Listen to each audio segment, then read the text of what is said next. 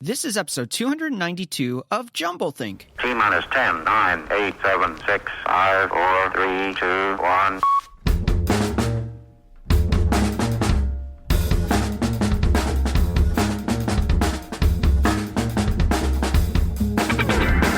Welcome to Jumblethink, where we interview dreamers, makers, innovators, and influencers all about their journey of turning dreams and ideas into reality. Along the way, we're going to share some tips on how you can turn your own dreams and ideas into reality too. Our guest on today's show is Brad Formsma. More about Brad in a moment. Whether you're a new listener or a longtime fan, if you've never subscribed, you should do it right now. Head on over to your favorite place to listen to podcasts, search for Jumblethink, and subscribe. Now let's jump into today's show. Hey there, welcome to Jumblethink. My name is Michael Woodward. I am your host. We have a really fun conversation with Brad Formsma coming at you in a few moments. Before we dive in, I just wanted to continue this season of thankfulness and say thank you for tuning into today's show. I hope you have enjoyed what we're creating here at Jumblethink. And beyond enjoying these deep dives into the story of ideas, these conversations with these dreamers, makers, innovators, and influencers, I really hope that you are moving from the sideline and stepping into what you're created to create, what your dreams are, what your ideas are. That is the true heartbeat of Jumblethink, to see people like you, people who have amazing potential, step into the fullness of their created purpose. If you've missed any of Season 4, we are stepping it up this season. We've had some killer episodes. One of my favorite, of course, was with LeVar Burton. What an amazing opportunity to sit down with him and talk about his career, his journey, talk about some things that are going on in culture right now, whether it's race or religion. We talk about some crazy stuff. It's a cool conversation. We did something really cool last week with Thanksgiving. We're going to try some more experiments like that throughout this year and try some new things, and hopefully you enjoy those experiments. Either way, I really do hope that these episodes inspire you to go deep into the created purpose for which you are here on this earth. Well, we are going to continue this season of thankfulness and gratitude with a very special guest. His name's Brad Formsma. He is the author of the best-selling book, I Like Giving, The Transforming Power of a Generous Life, and Everyday Generosity, Becoming a Generous Family in a Selfie World. He's the founder of I Like Giving, an organization which has inspired more than 120 million people in 170 countries to live generously. He consults and teaches on generosity and what that means, and has a killer YouTube channel all about I Like and how people can give in different ways. We're going to talk about those videos. We're going to talk about the story of generosity and how you can become more generous. Super fun conversation. Let's go ahead and jump into the conversation with today's guest, Brad Formsma. We are here with Brad Formsma, and super excited to have you on, Brad. Well, it's good to be here. I am super excited to have you on. I've been watching your YouTube videos, the little shorts that you've been putting together on the I Like Giving. I like is basically the title, and then it has a topic behind it. Super excited to talk about that. Excited to talk about your book. I'm really excited to talk about generosity. And we're going to talk a lot about generosity in a minute, but I want to hear a little bit about that story of your journey of finding giving and generosity and what that looks like for you. Well, it came back to early modeling. Okay. We all have somebody that's modeled something for us, and we're all recipients of somebody's early generosity, even if we don't think of it that way. Somebody clothed us, fed us, all that, took care of us. But for me, it went back to maybe I'm 11 years old, and my grandpa had a commercial bakery, and next to his office was a test kitchen. And he picked me up one Saturday morning and he said, Bradley, we're going to go to the bakery and make some special loaves of bread. And I'm thinking this is going to be great because we're going to bake that bread. We're going to eat that bread. Yeah. And this was not the plan for this particular Saturday, because those loaves of bread cooled off and they went into Grandpa's trunk. And Wow. away we went. The first stop was a widow from his church. Wow. And he pulled a few loaves out and we went in and we talked to her, and he was very kind with his words. He was very affirming with his words, and he modeled generosity of words. And then the second stop was a few more loaves of bread coming out of the trunk, and this time there was a white envelope with those loaves of bread. And he explained there was a financial need, and so he was modeling generosity of money. And I'm thinking, okay, now we should pull the car over, right, and partake. Yeah. But no, we didn't. The next stop was a few more loaves of bread, and this time there was a letter of recommendation for someone who needed to get to the next step up, and Grandpa could help that by being generous with his influence. And so he modeled generosity of influence. And really throughout the morning, he began to model generosity of time and generosity of attention in the way he shared his stuff. And that really was that early Genesis moment of modeling up for me 7 ways of living generously, which is what I communicate on today in churches across America and in businesses across America. You say, well, how could those two things work together? Well, it really comes down to language. In the marketplace, we talk about the idea that it's better to give than receive. And we talk about maybe a proverb here or there. But what we understand is there's a spirit of generosity that threads through and through. And of course, when we're in a church, we have the opportunity and privilege to be able to tie it closer to something that came from God's word. So the marketplace is a special place because you're allowed to message real world reality and truth and how to apply that at work, right? We can all think about the time that we sent an email and regretted it at work. Or at least I'll just say for me, I've sent emails at one point where I was flooded or frustrated and I just pounded it out, right? And it might have been snarkier than it needed to be, maybe not helpful, maybe hurtful. Right. And you just go, you can be generous by not hitting send. Yeah. And so just by giving people practical ways to be generous throughout the week is what I spend my life doing, because I realize that giving changes everything. In fact, that's what I put on the back of my business card. If you'd like, I can go through those 7 ways a little tighter and put some more color to them if you'd like. Yeah, we're going to definitely do that in a moment. I want to mention here that we recorded this before Thanksgiving, but it's coming out a couple days after Thanksgiving. I wanted to ask you a question before we dive into the 7 methods or 7 forms of generosity and talk a little bit about thankfulness and giving, because it seems like there's a heart condition that has to go along with the act of generosity. Well, for me, the Thanksgiving week is my favorite week of the year. There's just something about being able to look at gratitude and really connect it back to things that have happened in our lives and the fact that we just get to breathe, right? I mean, there's just, we get fresh air. I was just with a guy recently from Beijing, and he was talking about how horrible the air is. And I'm presuming you live somewhere in America and you probably have access to fresh air outside. Yeah. Generally speaking.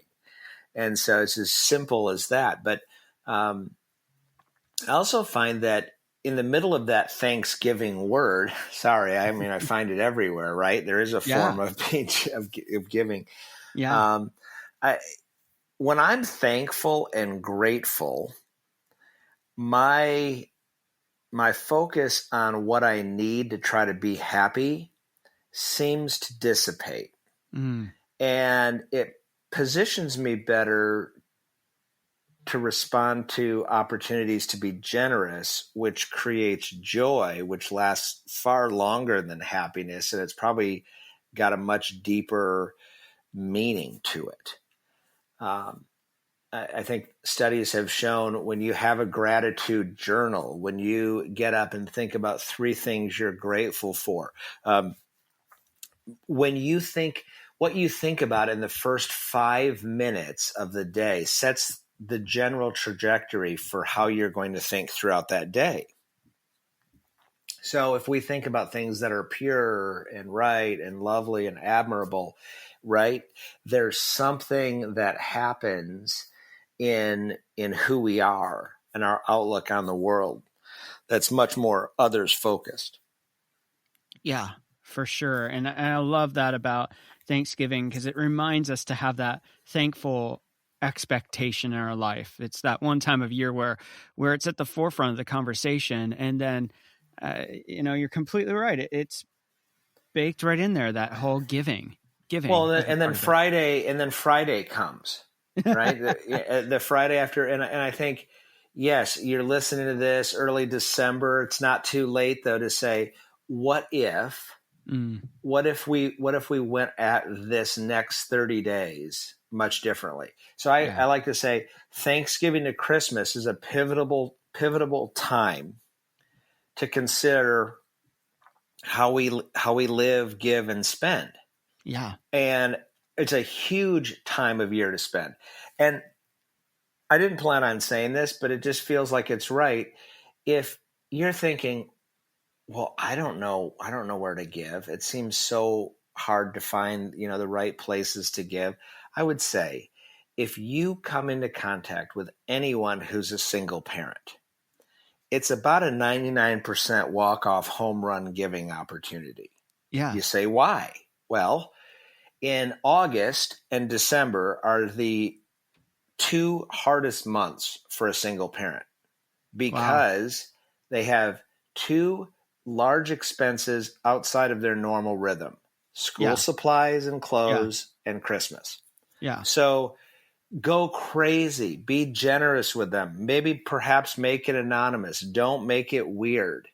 Don't make them feel less than. Think of yourself as the receiver. Yeah. You will be blown away by what that does for you and your soul. And if you're one that's inclined to pray that God gives you opportunities to be generous and brings you those people. They're going to be right there. So good. Now, I know you were leading into the 7, what do you call it? 7 methods, 7 forms? I call it 7 ways of living generously. Okay. So let's talk about that for a few minutes here. Sure. As we kind of come back to the form of the ways that we can walk this out. So we've really taken the approach at our organization, I Like Giving, to help people understand that generosity is a lifestyle. And so these 7 ways we developed are specifically designed for you to be able to give and live generously daily, weekly, and monthly. So let's start out with number 1. So the first way of living generously is generosity of thoughts. Okay. I just believe that you become what you think about. Mindset. Yes. You're what you think about, you become. So when I read the idea that you're transformed by the renewing of your mind, there's something when our mind is renewed. And what is it being renewed by? What do we think about when we think about generosity? Yeah. Well, for one, this idea of loving your neighbor as yourself is, sometimes I feel bad for my neighbor. I mean, my self-talk, my negative self-talk, I don't, how is this going to work? I'm having a bad day. And am I giving someone the benefit of the doubt? Am I generous with my thoughts towards myself and towards others? Yeah. I want to pause you there for a second, because down the street from where we live, as I drive out of town, there's a church there, and there's that famous scripture, faith, hope, and love. We all have heard it if you're in the faith circles whatsoever. And the other translation of that is faith, hope, and charity. And there seems like a vast difference between charity versus love. And you're talking about, love your neighbor and how you can have that mindset there of really loving the people around you and having that mindset of love. What is the difference between viewing a person through love versus viewing a person through charity? I would say that both come from a place of heart. Yeah. We hear of love offering, love gift, these kinds of things, but I don't often hear love associated with an actual form of giving. And yet the 7 that I'm going to finish describing, really love seems like the umbrella over the whole deal. Yeah. And charity in its word seems to be giving of your time or your money in order to be benevolent, to help someone else, to help some other cause, and not keep it all for yourself. Yeah. So that would be how I would go at that. So the second way of being generous is generosity of words, right? Okay. So we can build people up with what we say, and we can tear people down. I would say everyone listening here, if they had a moment to just think about the time that someone said something hurtful, that cut them, that wounded them, whether that was a day ago, a week ago, or 10 years ago, it comes back really fast. And I'm sorry that you've had that. I've had those. Yeah. And yet we all can instantly think of the time that someone affirmed us, built us up. We're specific about it for something that we did or that they saw in us, and how good that made us feel. For me, I have every handwritten note over the last decade. I just put them in a file. Yeah. I don't print off a text or an email of affirming words, but the fact that someone took the time to write something to be affirming and specific, it's meaningful. Yeah. It's a generosity of words. Speaking life into somebody versus speaking death over them. Exactly. And we get to decide how we're going to position that. And I think the more that we live generously, the more we're inclined to just do that. It just starts to happen. And you'll find people really respond really well to this. Yeah. Of course, you have to mean it. I was speaking at a company called Do It Best Hardware Store. They're in Fort Wayne, Indiana. And there's 200 of their top leaders, and we were spending time together doing a workshop. And a week later, the CEO got a note from one of the employees and said, "Thank you for having Brad come in and talk about 7 ways of living generously, how we can apply it at work and at home and beyond. My wife keeps asking me, why am I being so kind with my words?"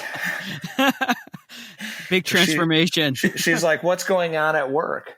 And I never told him to be kind to his wife with words. I was just talking in concept, like I just did with you as we talked about words. And so we get to pick which way. So third area is generosity and money. And money and generosity are often closely linked. And people think when they hear giving or generosity, they think just money. Yeah. I can think of so many times and people I've talked to through the years that when you say giving, they go, "Oh yeah, how much do you need?" And you're like, "No, that's not what we're asking for." Right. And it's not good because it's part of the puzzle, but it's not the full puzzle. Right. And there's so much emotion connected to money, how you think about it, how it was modeled to you, And one friend that said, you're either going to follow the way that your parents did money, or you're going to do it exactly opposite because you were offended about the way they did it. Mm. And for me, I was offended by the way my parents did it. So my dad was just very frugal, and that was his preference of choice and control. And it affected our relationship for a period of time, but we're good now. And that's a big thing because now he's in heaven. Yeah. And so, if you're listening and you're like, gosh, I got some unresolved stuff with my parents, I think a form of being generous is just to give them the benefit of the doubt and work at it. And I feel like I can say that because while there were some deep wounds, there's also healing that can be possible. And Right. so, anyway, generosity of money, when you think about it, it softens my heart. I mean, I don't know about you, but the fastest way for Brad to get out of a bad, ticked off mood is to give. And Yeah. I was thinking about the other day, I got stuck at an airport. It was going to be several hours before I could catch my flight. And I went to get a cup of coffee, and I was just more frustrated about what I was going to miss on the home front, and why can't this airline get it together? And I got up to order my coffee, and I handed her my credit card, and I said, I want a cup of coffee. The 10 people behind me, just keep it open and just pay for whatever they want. I'm going to walk around the corner and watch. And then at the right time, I'll just swoop back in and get my card and be done. And so by the time I was 3 or 4 people in from observing other people's happy factor, joy, I was so thrilled that I forgot why I was even in a bad mood. And that little experiment cost me $37. I had a laugh. One guy, was in line to buy a big bag of coffee, taking it to somebody. And either that or he found out it was, an open bill. But, the fact of the matter is that when I take the focus off of me, and when you take the focus off of you and put it on somebody else, we're better. It softens our heart. We become, more like, I think, how we're to operate. And we're going to keep going on these 7, but I would just say when Notre Dame studied the human brain with $5 million, a $5 million grant, two things they came back with. They studied the human brain as it related to generosity, to be clear. And they came back with 2 things. Number one, the brain seems to have been created and designed in a way that it was made to be generous. And 2, it needed to happen more than once. There was something about repeating. Now, not a transaction, not automatic, but it needed to be more than once. It needed to continue to be challenged and then acted on. Yeah. And so I do think that there's science even beyond the Bible where it would say, hey, we were made for this. Yeah. And then number 4, generosity of influence. I wouldn't be where I am today. I would say you wouldn't be, and most people listening wouldn't be where they are today if someone wasn't generous with their influence in the way that they had someone help connect them, help give them the break. And it wasn't luck. It was someone taking the time to make a connection, someone taking the time to give opportunity. I get a call one day, hey, Dave Ramsey wants you on his radio show. He's seen your short films. They started sharing them around. That was one way of Dave being generous. There was no money involved, Right. but he gave his influence. Right. Right. And today we're still friends and do things together.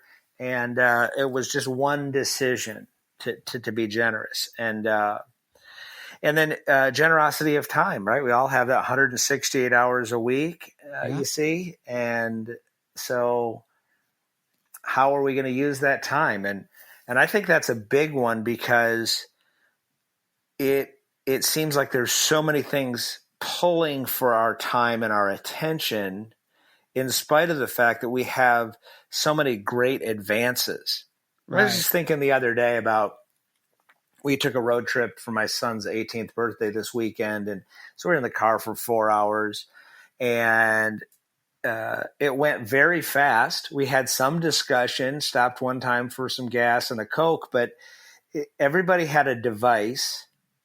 I took 4 different phone calls, was able to move from A to B, and yet that's super efficient. And yet for some reason, we still have this 168 hours that seems like it's getting less than and less than and less than. Yeah. And Well, so, yeah. I know for me, I'm in my late 30s. I remember when I was a kid versus today, it's just a completely different ethos of how we live. I remember as a kid, where we're at, there's a lot of volunteer fire departments. All of them were fully staffed with volunteers. Now they're struggling to get a couple people to volunteer to help. I think of churches who are looking for help in whatever they're putting on, whether it's a partnership with a food bank, or they're looking at an event like maybe a fall festival or spring festival. And it just seems like there was a understanding of that type of generosity that has disappeared in the last 20 years.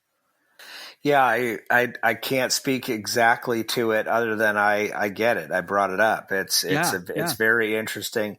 And yet for someone like me who has low sitability, the mobility of phones and our computer in our hands is wonderful. But I also I think that moves us into the 6th area of being generous, which is our attention. And so this will tie in very close. I believe that attention and being generous with your attention with someone is one of the greatest forms of generosity. So what's the difference between time and attention? Because it seems like if you're giving someone your time, you're also giving them their attention, but it doesn't feel like it's completely the same.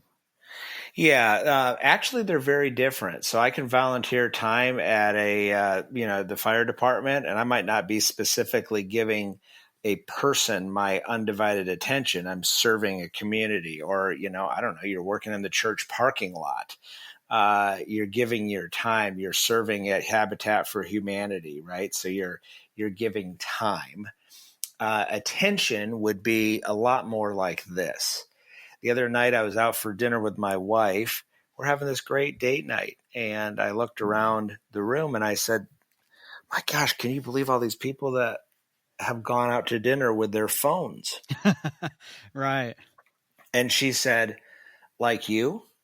Wow. And that's kind of what I said, kind of, sort of. But I instantly realized that while it was easy to observe what somebody else was doing, I was doing the very thing. Wow. And I said to her, I'm sorry, I got that one that time right. Good answer. This piece of glass, plastic, and technology that we carry around, it's the anti-attention device.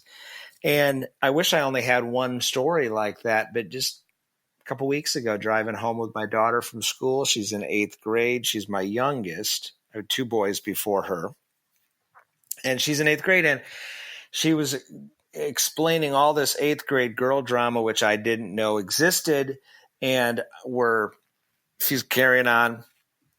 I have my ear pods in because, someone might call or I might have to take a call. And I don't want them to get lost, right? Every time I think of it, I'm like, if I lose one of those, it's $75. Anyway, I'm sure some of you have thought of that, and some of you have had the painful thing of calling into Apple to buy one. Right. So she's carrying on and explaining. We pull into the driveway, and she said, Dad, you're not here. And I did the dumb dad move, which was try to justify why I should have my earplugs in when she's pouring out her heart. And it took me 3 or 4 hours before it dawned on me, like, I need to go to her bedroom and I need to get this right. Yeah. And so I did, but it just reminded me of the distraction factor. And you can remember when someone gave you their undivided attention to you. Oh, but absolutely. you can also remember what it feels like, perhaps to be with me. Story number 3 of being at a recent dinner party, talking to someone, actually thinking, I'm doing a good job of being 100% focused, because those things are hard, right? You have people Yeah. that Yeah. walk by and some people don't understand. They just walk up and stand there. And in this case, there was somebody 10 feet behind the person I was talking to. And I remembered, oh, I want to catch up with that person. I hope they don't get away. And so my eyes were shifting a little bit, and I could feel it with the person I was talking to. Mm. It was like he thought to himself, I've lost him. Yeah. We were engaged and then we're not. And so, do I get this right every time? No. But I really think it's one of the saddest things in our society. And I've decided to make it part of the 7 ways because it affects our heart and our view of other people. And it's a form of honoring and respecting. And you do get what you give, reap what you sow, however you would say that. And so if you give attention, you get attention. Yeah. Somehow, some way that works. And so I think that's a really practical. You say, well, wait a minute, these 7 ways of giving, I don't have money to give, right? People always have that thought. And it's like, no, I just gave you the ability to give attention and reminded you of the power of it. Yeah. I remember being at Southwest Airlines with the founder, Herb Kelleher, and I walked into his office. He had a cigarette in his mouth, one in his ashtray. He's about 6'4", my height, and he jumped up, came over, and gave me a big bear hug with his cigarette over my shoulder, and I could hear it crackling. I mean, it was like, this is nuts. I hope I don't get burned, but I really love the way this guy built a business on the golden rule. Right. And love, right? Their stock symbols, LUV. Yeah. And we were together in his office. He was 100% engaged in between puffs of a cigarette. Yeah. Where were you brought up, Brad? What are you doing today? And I thought, this guy is so fully engaged. And his assistant's like, Herb, we got a conference call in a few minutes.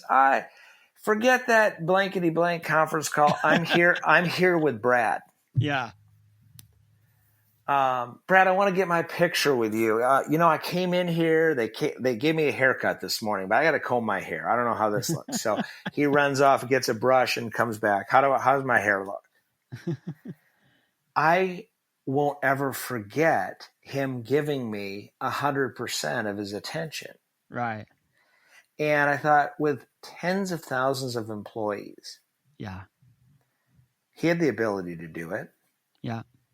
You're at your company and you're in an elevator if you have a bigger enterprise, and you have a choice to be in the elevator for those brief moments with other coworkers and make eye contact and engage, or do what the rest of the world's doing. Everybody's head is in their phone. Yeah. Yeah. For me, I think about when I go into New York City for meetings, which is quite often, I try not to be on the phone or in the phone unless I have a really good reason to do it. And just being aware of the environment, what's happening around me, not necessarily because I feel unsafe. I feel very safe there, but because it's just amazing the observations you make by being aware of what's happening and the people around you. And I just find that so important to untether from that device, especially when you're around people that you could be engaging with, because you never know what a small moment with a person can do to change their life. You hear these stories over and over again of massive shifts in somebody's life just because somebody took 5, 10, 15, 20 minutes in a happenstance conversation and it completely changed their trajectory. And then the last area, number 7, is the way we share our stuff. So that's a very interesting one, because we all have different ideas of what is appropriate to share and what's not. Yeah. I often say, if your neighbor knocks on the door and says, "Oh, I'm making chocolate chip cookies. I'm a few eggs short. Can you help me out?" You kind of run to the fridge and in the back of your mind, you might even be thinking, I'm going to get a cookie or two out of the deal. But if they're back a couple weeks later and they want to borrow your car because they saw you got a new one and theirs is in the shop, it gets a little different. And so we all have different ideas of what sharing our stuff could be. But I think that that's probably challenging for some people who heard that. Yeah. But how are we supposed to handle our stuff? Is our stuff just for us, or what does it mean when we share? And what is our view on why we have what we have? Is it just for us, or is this idea of being able to enjoy everything that we've been given, but also willing to share? Yeah. And is that the ultimate highest best for our hearts? Only you can decide that for yourself, how you want to live. But that would be the 7. Have you ever heard the story of Frank Sinatra and his watch? No. Okay, so Frank Sinatra, big star at this time, he's walking out and he's getting into a car, and somebody he kind of knows walks up to him, says something to him, and Frank takes off his watch and hands it to the guy, and he gets in the car, and his buddy that's with him says, well, what was that all about? And he said, well, so-and-so walked up to me. I kind of know him. We were talking about something else, family or something. And he mentioned how he liked my watch, and I gave it to him. And it was not a cheap watch. It was, I don't know how much it was back then. It would have probably been in the 70s, I would assume. And expensive, like Rolex kind of watch. And the guy's like, you love that watch. Why would you give it up? And he goes, because if I can't give it, then it owns me. I don't own it. And it was that whole perspective of like, what does that thing you own? What does that actually have an ownership towards you? How do you own it, or does it own you? Does it control you? And something as simple as a watch that was probably a couple $1,000 watch even at the time. Here he is giving something up that cost him something that was of significance to him at various different levels, financially, probably emotionally, because it meant something emotionally to him. And he said, I had to give it up because I didn't want it to own me. I wanted to own it. And so he gave it up. Wow. So that's really interesting, that line about, if I'm not willing to give it, then it owns me. Right. Wow. Thanks for sharing that. I picked up a new story. Yeah, it's an interesting perspective on that exact point you're talking about generosity of your stuff. And I think that as we pivot towards our second segment in a few minutes, we're going to go deeper into generosity and what it means to be generous and how we can walk that out. We're going to pivot here and talk a little bit about our final 3 points we always do in our first segment. The first one being the simple question of, how do you find purpose in what you do? Yeah.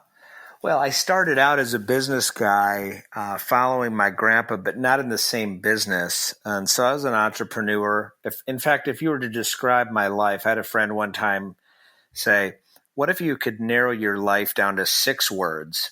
Don't over spiritualize it, but just go back to when you're 7 or 8 years old and look forward and say, what words, what themes do you see in your life? For me, it came up entrepreneurial spirit. Life passion is giving. And so for me, when I pivoted out of my business into an organization to inspire people to live generously, it was through the idea of, how can I help other people find the joy that I experience through giving daily, weekly, and monthly? Yeah. And so the way I find meaning in what I do is I live out this truth and this thought that it's more blessed to give than receive. Yeah. And what's interesting about this is I like to receive. I mean, I like to provide for my family. I like to give. And if you don't receive, it's going to be hard to give. Right. And I appreciate nice things. And yet I experience so much more when I can give and live generously. And there's a lot of meaning to be able to help other people self-discover that for themselves. Yeah. And so that would be how I would describe a life of meaning. And I would go one step further to say, my grandpa modeled something for me at age 11. I'm now 48, almost 49. I've been able to model it to my three kids who are 21, 18, and 13. And they all exhibit some levels of living generously. Yeah. And it's their idea.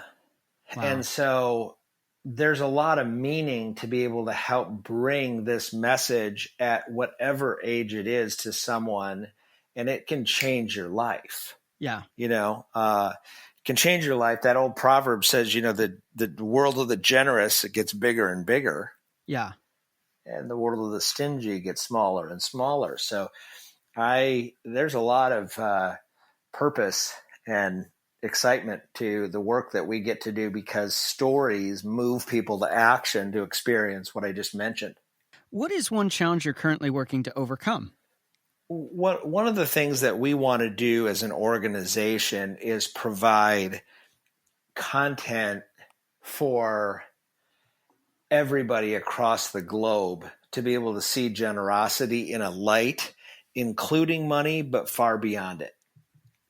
And the challenge is there's resource constriction at some level to be able to create that content and then disperse it.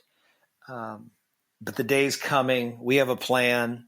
And, money and resources can so quickly change things. I'm a big believer in have a plan and be ready, because somebody could come along with dry gunpowder in any minute and send you $1 million or $5 million to help you take your vision and put it into reality. Yeah. I remember a friend telling me one time he sat with someone. He happens to run a church in Washington, D.C., and he felt like he was supposed to have the plan and be ready and the vision. And somebody else, their part was the money. And they just called a meeting and talked to him, and they said, okay, well, we'll get back to you soon about how much money to send you. And he said, well, I didn't even ask you. Oh, we heard your plan, and this is an opportunity. It's like an investment. Wow. And I think a couple $1 million later, 2 weeks later, $2 million, all of a sudden, a lot changed. But he was ready, and we're ready. So, yeah. Super cool. We're going to take a pause here, and when we come back for our second segment, we are going to talk a little bit more about generosity, the I Like Giving channel, and much more. We'll be right back.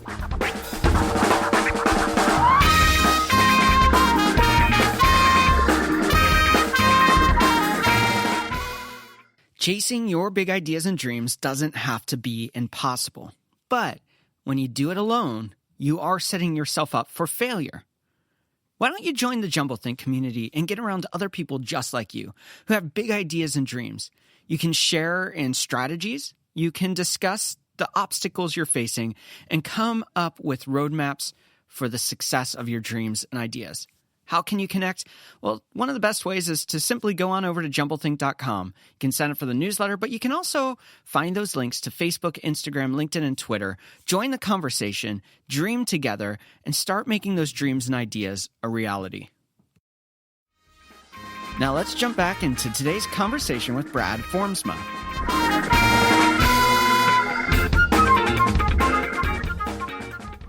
We are back with Brad, and before we get rolling, how can people find and connect with you? So the best way to connect with us is Brad1 at ilikegiving.com. And our website is ilikegiving.com. One of the things I love about what you're creating is you have these series of videos on YouTube. It always starts out with I like foster care. I like fast cars. I like laughter. I like college. I like my dad. I like being 98.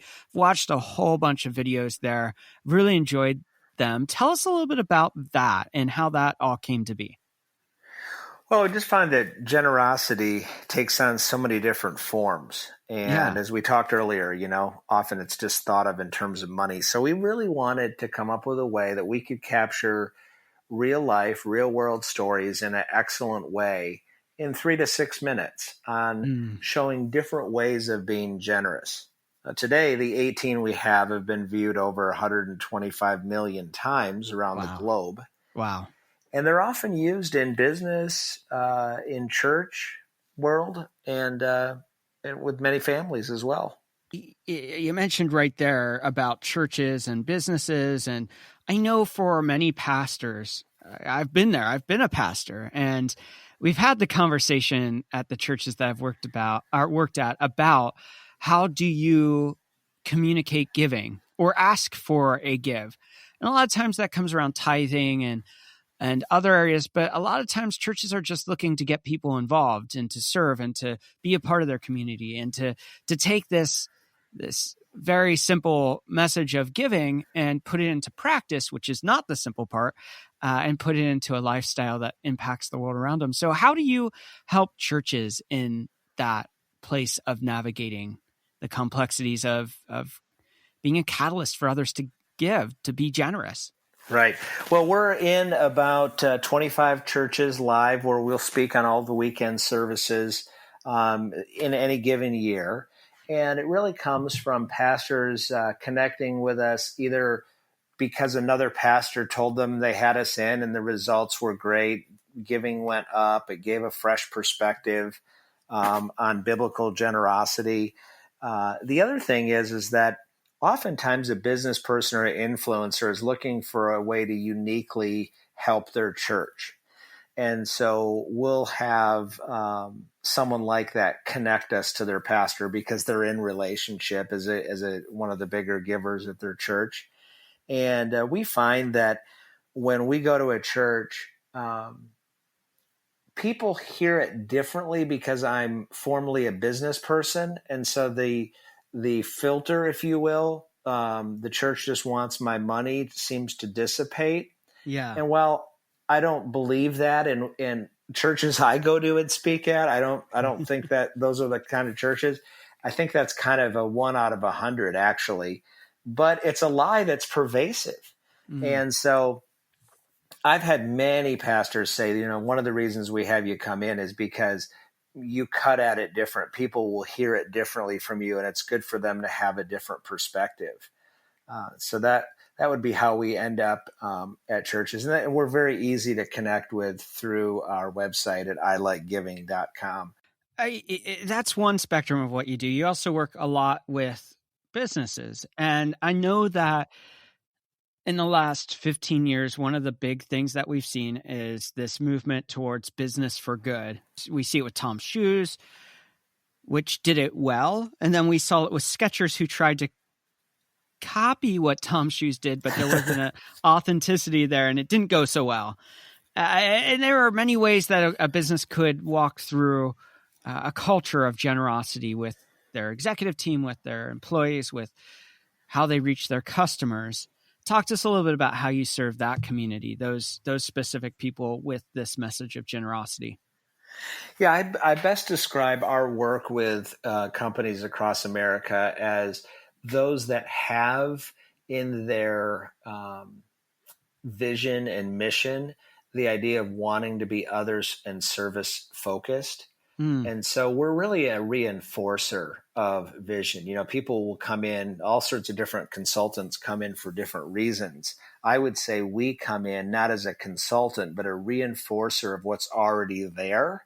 yeah. And the CEO or senior management want to have a fun, inspiring, actionable way to take what's already there and just refresh it and Mm, just reinforce it.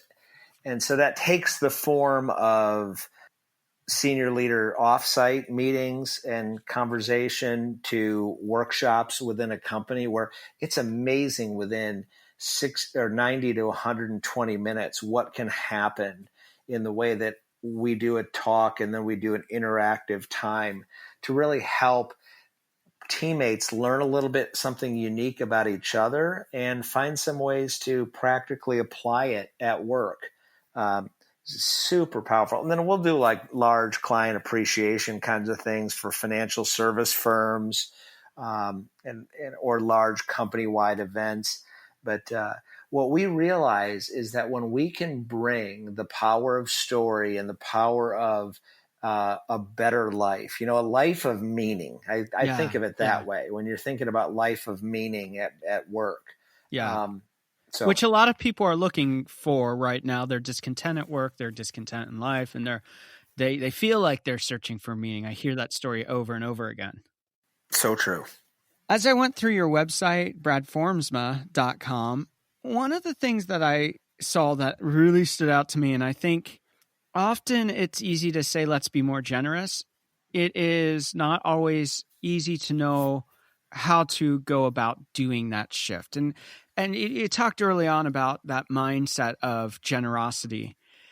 You have a really cool resource called the 3-Day Giving Experience. Tell us a little bit about that and how that can be a catalyst for beginning the journey of creating a lifestyle of generosity. So I believe that 3-Day Giving Experience is at ilikegiving.com. And it's the idea of having some easy, I call it spoon-fed actionable ways to apply what you heard today. Okay.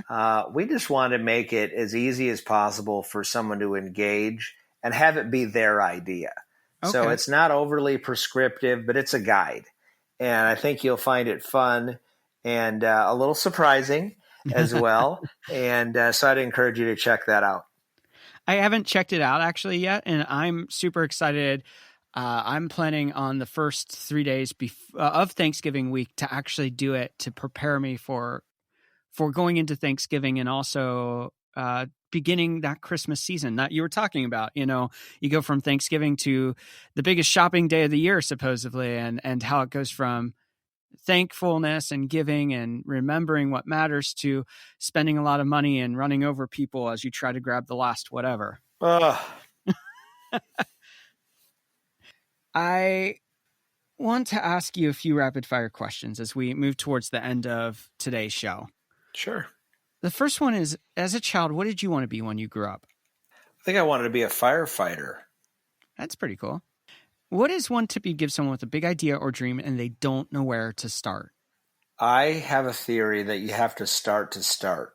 So whatever it is, move towards it.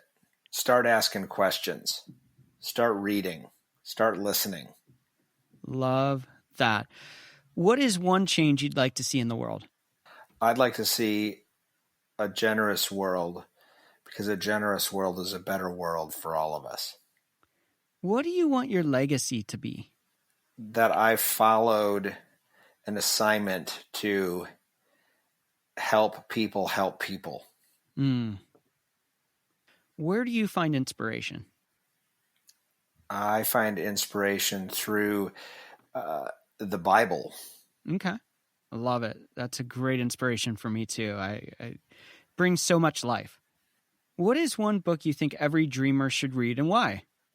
Well, the book Originals by Adam Grant is a fun read. If you were to define success, how do you define it? I've always said I want to be most successful and famous in my own house. And so that looks a lot like loving my family well. What is one trend you're currently excited about? I'm excited about Gen Z and their desire to want to make a difference in the world. Love that. What is one habit you find helpful in your own life? Listening to podcasts. What is one thing you wish you would have known when you first started out? Money compounds. What's that mean? It means that when you save small amounts of money when you're younger, they become very big amounts of money, but you have to trust that money compounds. If you weren't doing what you're doing today, what do you think you'd be doing? I'd be running a business. And our final rapid fire question, what is one dream you're still wanting to fulfill in your own life?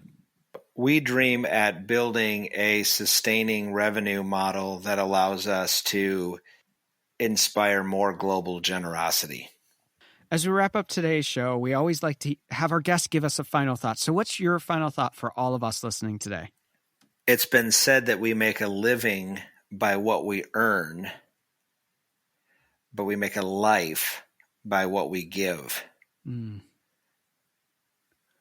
That's really, really powerful. Brad, thank you so much for taking time out, being on the show, sharing this such an important topic about generosity and giving us a roadmap to making it a reality.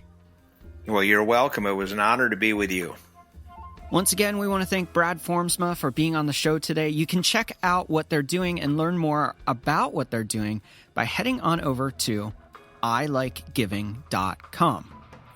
I love that today's conversation was all about giving, and I hope that this has inspired you to move past just being thankful on Thanksgiving, but using this entire season and hopefully building a lifestyle that embraces gratitude.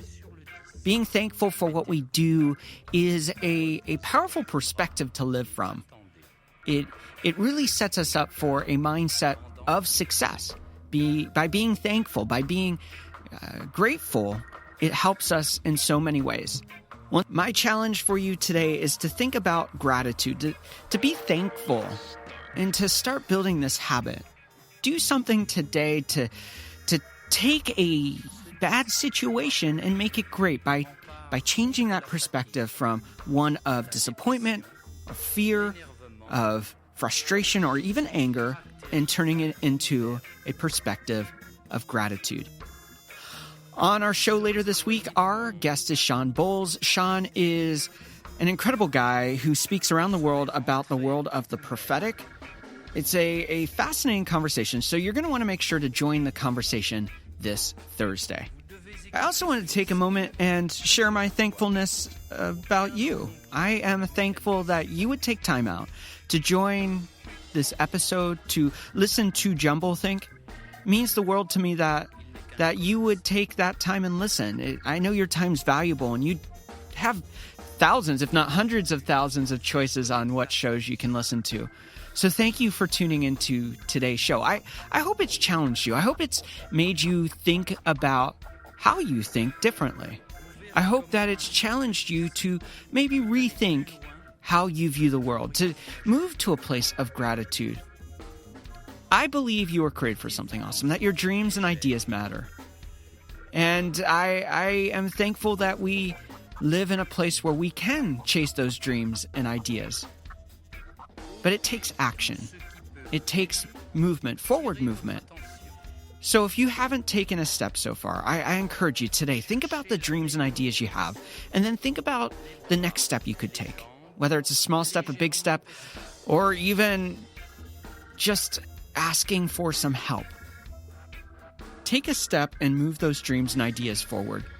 You were created for amazing things, that your dreams and ideas matter. So get out there, dream big, and change the world around you. En arrière, sur les côtés. Vous êtes une autre personne. Les mères de famille, les enfants, peuvent également prendre un moment revitalisant. Dans quelques mois, lorsque vous aurez bien saisi la technique et que vous serez maître de votre corps, vous pourrez vous décontracter même en travaillant.